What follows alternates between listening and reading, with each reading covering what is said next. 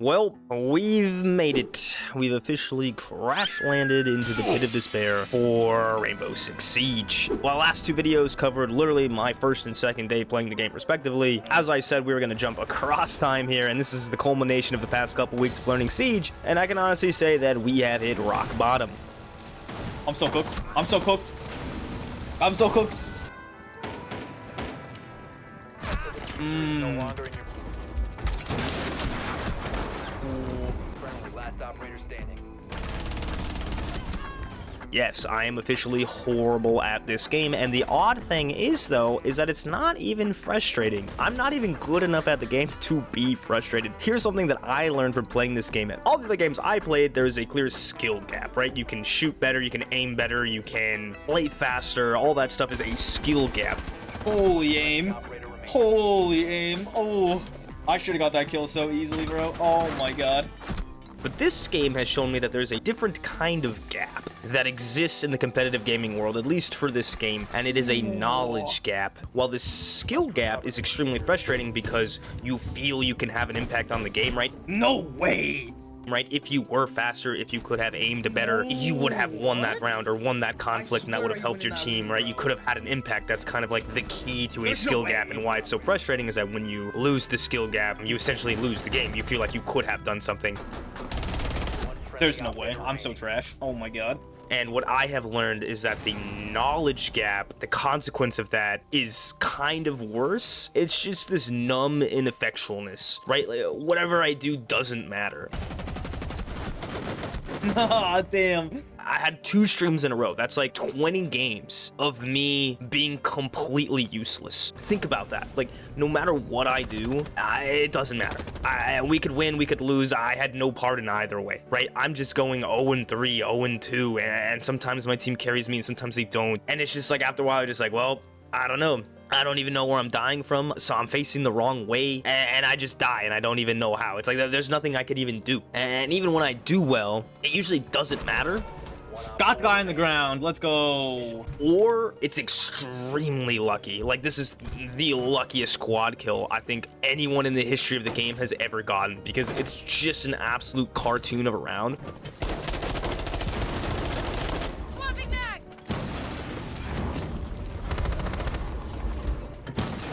Bruh. Camera feed up and running. How do I? Oh, brother, this guy stinks!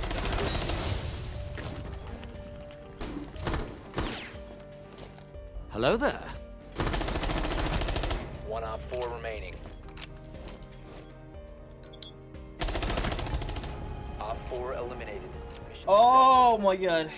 I guess since the premise of this video is going to be my knowledge gap, I thought it's probably a good way to talk about the things that I have no idea what I'm doing. And so we're going to start with defense, because I feel like that's the most variable for me right now. It's the most, like, I don't know quite what to do, but at least I have a concept of what to do, but I just don't know what to do. You know what I'm saying? And so more specifically, it's like, what do I do with this 33 seconds of prep phase, right? Before the attackers actually come in, they're droning, obviously. And so we'll start with Rook, because it feels like there's operators that have a lot to do, and then there's operators that don't have a lot to do during this phase. And for Rook, I feel like you just throw down the armor bag and everyone can grab their Halloween candy if they want to. But after that, I just don't know what's best, right? If I start barricading doors and windows, I'm honestly not at a point where I know which ones to barricade, because I often see my teammates tearing them down to run through them and go set something else up. And when I'm doing that and everything's getting put up and taken down, I'm not hunting drones, and so there could just be drones running around looking at us. Granted, in quick play, it doesn't matter too much. Some people don't even drone in this because the bombs are already found, but I definitely know that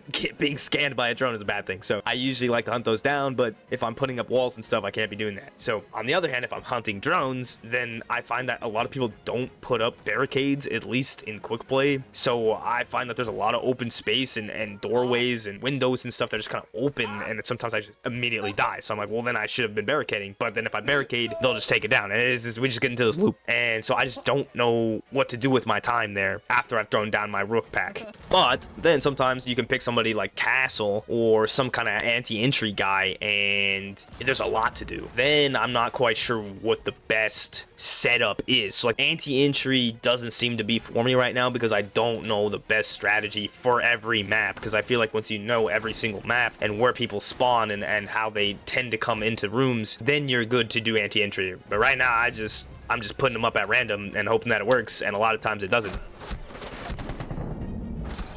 Last operator standing. We're getting cooked. For attack, I don't really have an operator that I feel like I can fully utilize. I tend to go for like the sledges and the thermites, those breach kind of characters. But what happens, I usually get so focused on crashing through a wall or trying to get a breach in that I just get killed doing it. So then I'm like, okay, well then I gotta be more careful. And then I end up never needing it because then I just follow my teammates in and I don't even breach because I'm like, well, I just die when I do that. And also this is a big map dependency, which I found that like some characters are definitely better on different maps, because if you have someone like Ram or even Fuse, right, they're really good when, as I found, because I've died so many times to them, is when somebody has a breakable ceiling above their bomb area. But then of course when I use them, I'll pick a map or a bomb place, whatever it is, that just like has marble ceilings or concrete or something, and it's useless. So this is what I mean. I just feel like I picked the wrong attacker for the map, and I end up with a full kit at the end of the map or I die immediately. Oh, he panned right. And then even for the characters that just like really easy, like all you do is reveal defenders, like Lion, I just don't feel I survive long enough for the correct situational timing to use their kit, right? Because if you like buzz or do the Lion thing too early, most likely if you haven't breached yet, right, they're just gonna stand there and either turn the phone off or like not move for Lions, so you don't get detected by Lion. So you kind of have to wait until people are probably in motion or in a tight spot to use these. That's when they're best used. And so I usually just don't make it that long. So then I end up just not using the kit as usual. Now it's come down to, okay, I need to survive more, so maybe I should use like a shield guy, right? Something that I can just like take shots to the front. Dude, Jesus Christ. I forgot it was in front of me. Yeah, I'm not doing that. That hasn't worked out for me. So honestly, for a tag, I just click random operator because I don't think I found a good fit yet. If there's anyone you think that would be really good for beginners, I mean, I could probably unlock them soon, but right now I'm just coming up blank on attackers, so. Hell yeah, I did so much that round.